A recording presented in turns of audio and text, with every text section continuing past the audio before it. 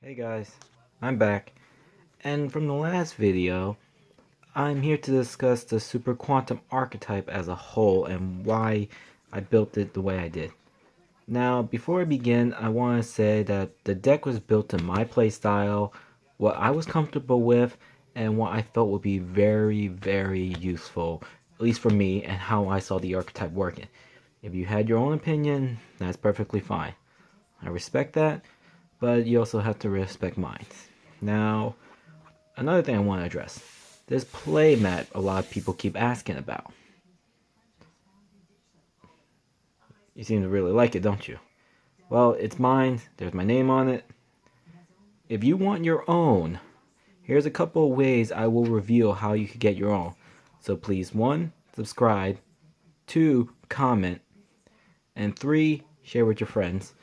And if I get the amount of likes, subscriptions, or comments, or any combination that I felt is satisfactory, I will reveal how you could get your own of this kind. It's really nice, it's lovely, and it's beautifully designed. Look how crystal clear it is. So now we're going to begin talking about the archetype. Now there's a couple of things.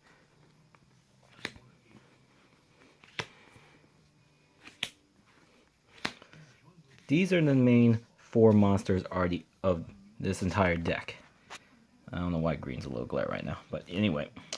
Red's the most expensive, and it's the highest rarity in the entire deck, which means he's probably which a lot of people assume he's the best. In ways, he kind of is. 1, he can special summon himself as long as you control no monster. There's no restriction on his attack. 2nd, he adds a card or a super quant card back from your graveyard to your hand.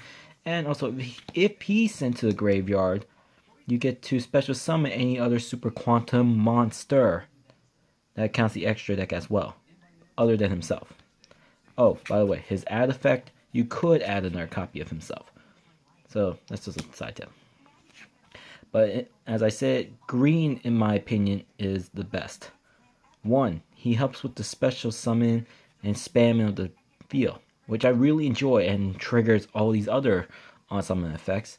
Secondly, if he is ever sent to the graveyard, you get to discard a super quant, which triggers their in-grave effect, and draw a card, which allows you to plus from your deck. So you plus on the field and you plus from drawing, which, there's not that many monsters that could do both.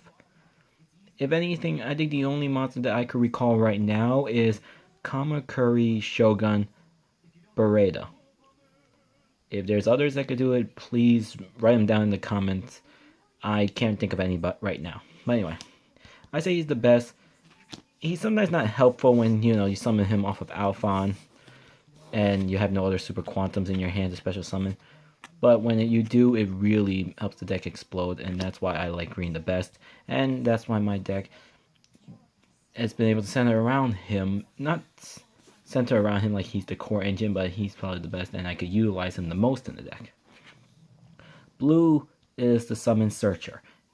When she is normal summon or special summon, you get to add any super quant card other than herself from your deck to your hand. Now, that's really good. You can add anything you need to help you make your Magnus. She's an emergency teleport target, but she's very good. And if she's sent to the graveyard, you get to shuffle back up to 3 super quant cards from your graveyard into your deck. You don't draw anything. That's the downside, but you get to shuffle them back, and you can really recycle over and over with this girl. And they all are summoned by Alphon, as I already explained their effects earlier. Now, whenever I like to do this, I love picking all 3 of them. Sometimes I won't pick one of them and include Alphon in the trio of the 3 selections. But I usually make sure I have a green in it, because if he's not picked, I'll more than likely draw off of him, and it's really, really, really useful for my build. So you play 3 of each copy.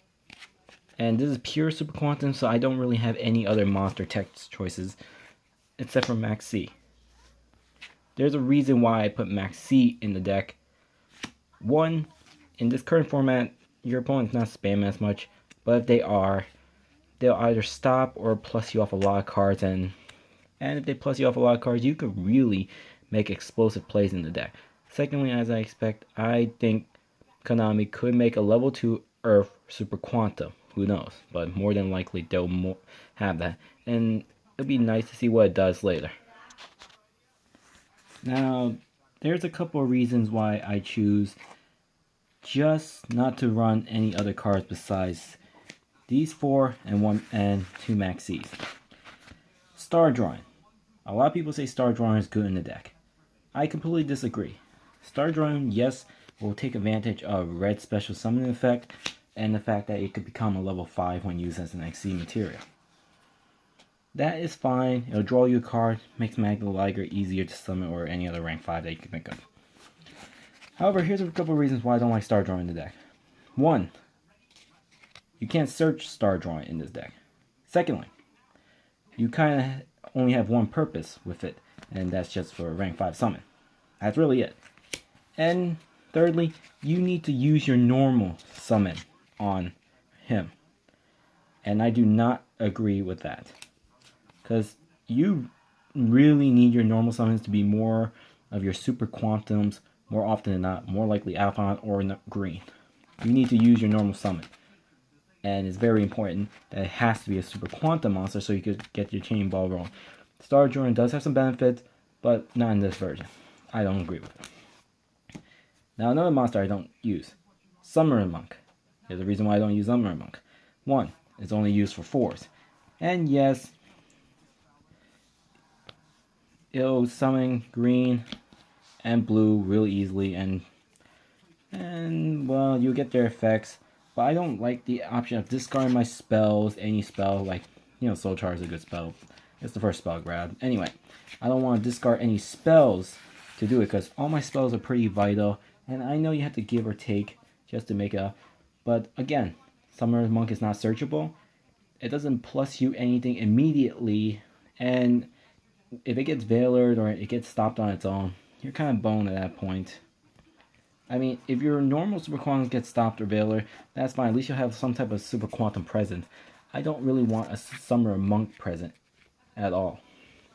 So that's why I choose not to use Summoner's Monk. Now since those monster discussions are out of the way, we're going to move on to some spell choices. These are level 5. I like to leave Red Layer in the grave a lot, mainly because after its initial summon and sent to the graveyard, he doesn't serve much, and drawing him again kind of sucks a little bit unless you're able to discard him. So sometimes I leave it in the grave, and it's an easy target for a Feast of the Wild level 5. I really like it in this deck. It really makes rank 5s easier, makes Magna Carrier easier, and makes the summon of Great Magnus so much quicker. And it's helped me a lot in my games. I drew it decently on times where I had probably 2 red layers in the grave, or even 1, and then I'm able to abuse the effect of Magna Carrier. And yes, we're going to talk Magna Carrier later. Instant Fusion. Why I choose to run Instant Fusion. Instant Fusion, it's a very good card, and a lot of you guys were afraid of it getting banned, limited, or whatever. Either way, I was only using 2. I decided to take a card out of my extra deck to make room for a Panzer Dragon. Now that really makes my plays a little bit more explosive. But I was able to summon Panzer Dragon or Norden. Norden will summon back green or blue, as I explained in the previous video, and really makes the deck so much faster, makes Exceed summon easier. Who cares if the monster's effect is negated, can't attack, blah blah blah. At that point, whenever you use this, you're more than likely just going to utilize it into another summon. So you don't really care if it's negated or not. So Instant Fusion really helps out. I run 2. I drew a decent amount of times. I love summoning Norden. And now I've been practicing with Panzer Dragon, and it really helped me out. Pod Dichotomy. I noticed a lot of people don't run Pod Dichotomy, but then people always often complain like the awkwardness or the inconsistency or the lack of resources that you're going to run through in the deck. Pod Economy, I feel, helps you better than Jar of Avarice.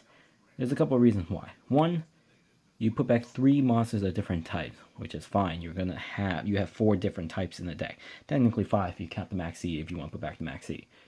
Secondly, Pod Economy puts back only 3, so you put less cards back in your deck, and you get to draw 2. You put less cards to less cards in your deck to cluster them, and you draw 2. It doesn't matter if you can't conduct your battle phase and it has to be the first card you play that turn. If you really need to play Pod Dichotomy, more than likely you're trying to refuel your deck, build up Magnus, and try and control the board from there, which is fine without conducting your battle phase that turn. You won't be able to destroy your opponent that turn, but at least you'll be able to come back and board yourself. And you get 2 more cards step 1. That's why I really enjoy Power Dichotomy in this build, and it's helped me a lot in my games, especially when my deck is built for the grind game. And yeah, a lot of people think Super Quantums are inconsistent, which they could be. No matter what you do, there will be.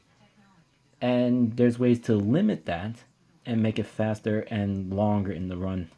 And another thing why I really like Power Dichotomy is that it's a spell. Jar Avarice is a trap, which means you have to set it first, wait a turn, and then use it. While this, you just have to play at the start of your main phase 1. I'd rather play at the start of my main phase 1 than wait until my next turn or my opponent's turn to do it.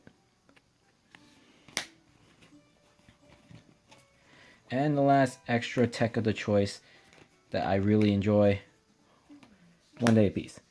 Now, it gives you a 1 draw. This is why I don't play Upstart Goblin. 1, I'd rather not give my opponent 1,000 life points. Secondly, if I'm only going to just a 1-for-1 card, by the way, I run 1-for-1 too, as you saw, but anyway, if I'm only getting 1 card for playing 1 card, I might as well protect my life points, and you'll probably have a blank board more than not, a lot, or your weak monsters are destroyed, you can't make mana, so you just need that extra card and extra turn to really do something, and that's why I enjoy 1 day apiece a lot in the deck. It's really helpful, and yeah, it just gives you a card. It gives you an opponent card too, but at least you'll both be protected for a while. And the ruling with this is if you have Magnus with 6 or more materials of different names, you cannot play 1 day apiece, because your opponent cannot add any cards outside their draw phase via card effects. That even includes cards you play. So yeah, be careful with 1 day apiece if you choose to run 1 day apiece in your version. Now, before I continue on to the extra deck, I want to talk about 1 card. The spell card. The spell field card, I mean. Now, this card makes Exceed Summon so much easier with basically 1 monster on the field, but realistically, you're still using 2 cards for a Exceed Summon, because you count the 1 on the field and the card in from your hand to discard. However, why I advise people not to worry about abusing this so much is that if you center your deck about turbo in to get those 3 different names, her, him, and then just try to discard your whole hand, you're going to be losing resources, and you're basically limiting Magnus to his peak. While you could up him beyond his peak, at least in this build, and the way I like to play Magnus, I could up him beyond his peak instead of limiting to him at his peak. Which I mean by that is, Magnus has his effect, and his last effect is 6 or more materials of different names. Now, if you just abuse the top effect for the turbo version just to get out Magnus with 1, 2, 3, and the exceed over it, 1, 2, 3, that's 6 names for 1 Magnus. Now, the moment you detach it for his Ignister effect, your opponent's going to start adding again. And you're basically 1 more away from him losing effects to be immune to other effects. That's why I mainly use Magna Carrier just to summon him by tributing this and then targeting 3 Super Quantum Beasts and overlaying them together. The only times I will ever use the discard effect if I really need it, and I've only used it maybe once in the middle of an Exceed spam to make Magnus. At most twice, but I've never really done that more than once so far. I've only done it maybe once, but most of the time I don't need to do it. I usually have like 2, 2, 2 for 2, 2, or him and Norden to Feast of Wallow 5. Maybe him, and using Alphonse copy effect really helps out where I don't need to abuse this discard effect. Well, that is why I want players to debunk that notion of abusing this top effect. So yeah, now we're going to move on to the extra deck.